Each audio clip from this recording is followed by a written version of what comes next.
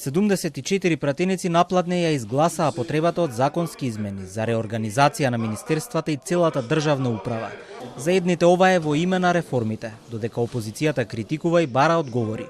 Зошто се брза со донесување на измените на Законот за организација и работа на државната управа по скратена постапка.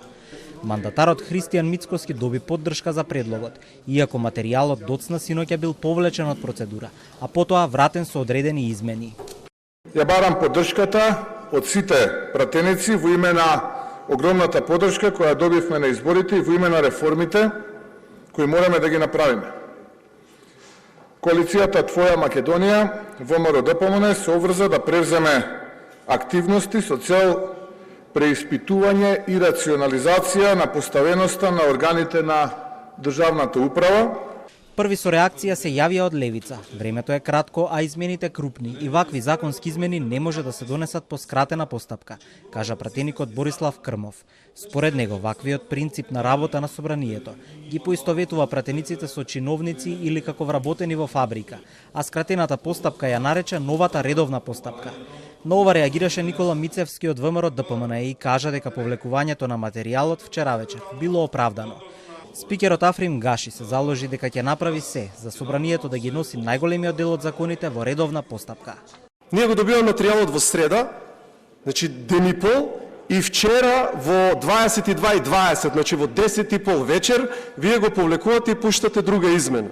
Како сега очекувате пратениците да се изјаснат за нешто толку битно, кога ние прво не можеме да стигнеме првиот предлог ваш да го разгледаме, сега не можеме ни вториот, немаме ни појма каде е измената.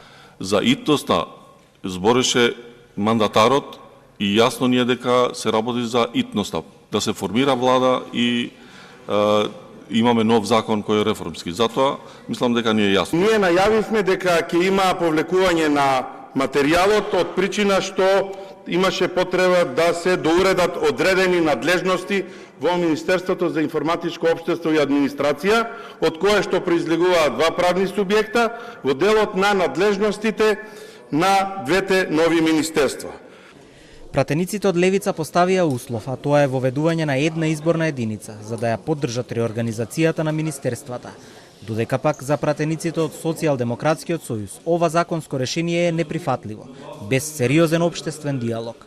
Само се зголемува бројот на министерства и функционери, трошоците растат, а придобивките од тоа ни се непознати, вели пратеникот Оливер Спасовски.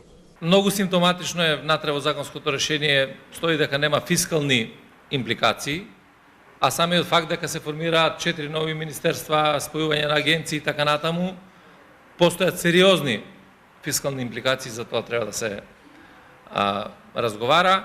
Ова нити е сообразно со сите анализи кои што ги имаме, нити имаме проценка на влијанието на регулативата, нити пак се постигнува ништо друго, освен да имаме 4 нови функционери кои што ќе седнат во министерските фотели, нови трошоци и така натаму и така натаму. Откако 74 пратеници го притиснаа зеленото копче и дадоа поддршка на потребата за измени на Законот за организација и работа на државната управа по скратена постапка, следниот филтер на законското решение се комисиите за политички системи и односи меѓу заедниците и законодавно-правната комисија. Измените на законот ќе бидат и тест за двотретинското мнозинство, со оглед на тоа што без тоа нема реорганизација на министерствата. Во меѓувреме, собранието денес ги верификува мандатите на последните двајца пратеници, кои недостасуваа по прегласувањето на парламентарните избори. А Азизи Исалијов Етаи се приклучија и формално на пратеничката група на Вреди.